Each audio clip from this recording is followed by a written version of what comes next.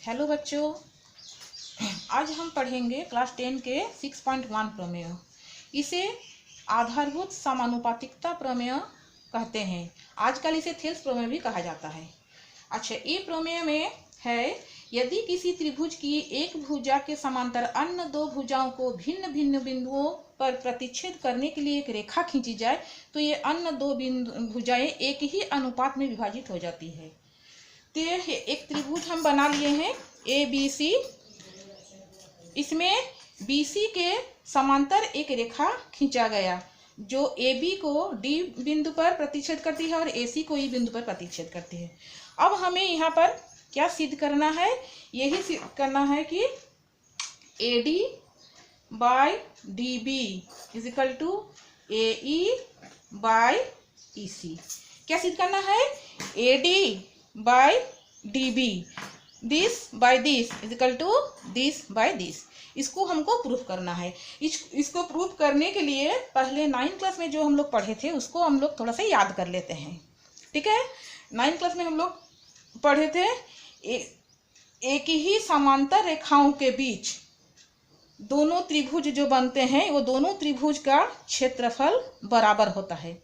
जैसे इस त्रिभुज का, ऐसे ये दोनों त्रिभुज का क्षेत्रफल बराबर होगा। एक ही आधार और एक ही समांतर रेखाओं के बीच दोनों त्रिभुज का क्षेत्रफल बराबर होता है, ये याद रखना है। और ये याद रखना है कि त्रिभुज का क्षेत्रफल क्या होता है बच्चों, बोलो? 1/2 आधार गुना ऊंचाई। तो इसमें ये त्रिभुज अगर हम बनाते हैं, इसमें अगर हम BC को आधार लेते हैं तो ये ऊंचाई होगा। अगर AC को आधार लेते हैं तो ये ऊंचाई होगा। अगर हम AB को आधार लेते हैं तो ये ऊंचाई होगा। ठीक है बच्चों, अगर त्रिभुज इस प्रकार की हो और हम BC को अगर आधार लेते हैं, उसका ऊंचाई क्या होगा ना? इसका बढ़ाया हुआ भुजा के ऊपर ये परपेंडिकुलर होगा, लंब होगा, तो यही वाला उसका ऊंचाई होगा। ये दोनों हम लोग को ख्याल रखना है, इसमें याद रखना है, तब जाके इसको प्रूफ होगा। अब चलते हैं, इसको हम मिला लेते हैं, B को E से मिला लेते हैं और C को D से मिला लेते हैं। अब D से AE के ऊपर लंब खींचते हैं। लंब यानी ये परपेंडिकुलर, ये 90 डिग्री होगा। और E से AD के ऊपर हम लंब खींचते हैं, मतलब ये 90 डिग्री होगा। ठीक है, अब ये एम नाम दे देते हैं, ये एन नाम दे देते हैं। ठीक है, अब देखिए ये एक त्रिभुज बना ADM। ठीक है, और त्रिभुज क्या बना? ये वाला त्रिभुज बना। और इसमें ये वाला त्रिभुज के साथ ये जो ADE त्रिभुज, इसको ध्यान रखो, ADE, इस त्रिभुज को ADE त्रिभुज, ठीक है, और BDE त्रिभुज। और एक बार इसके ये दोनों के साथ कंपेयर करेंगे, और एक बार क्या करेंगे ना, ADE त्रिभुज के साथ इस त्रिभुज का कंपेयर करेंगे, DEC त्रिभुज का। जब ये आधार होगा, ये उसका ऊंचाई, जो क्षेत्रफल आएगा, ये आधार है, ये ऊंचाई, वही क्षेत्रफल आएगा। ये बताए बच्चों? ठीक, अभी स्टार्ट करते हैं। देखिए, अब ADE का एरिया मीन्स क्षेत्रफल, area ADE divided by area DEB।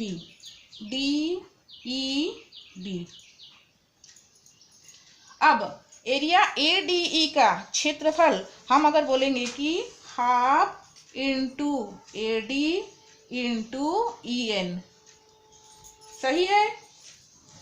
अब DEB, इसका एरिया क्या होगा? हाफ DB इंटू, अभी जो बात यहाँ पर बताए थे, इसका ऊंचाई क्या होगा? EN। ठीक है, अब हाफ हाफ कट गया, EN कट गया, क्या बचा हमारा? AD by DB। इस प्रकार फिर से इसी त्रिभुज को इस त्रिभुज से हम कंपेयर करेंगे। एरिया फिर से ADE बाई एरिया DEC।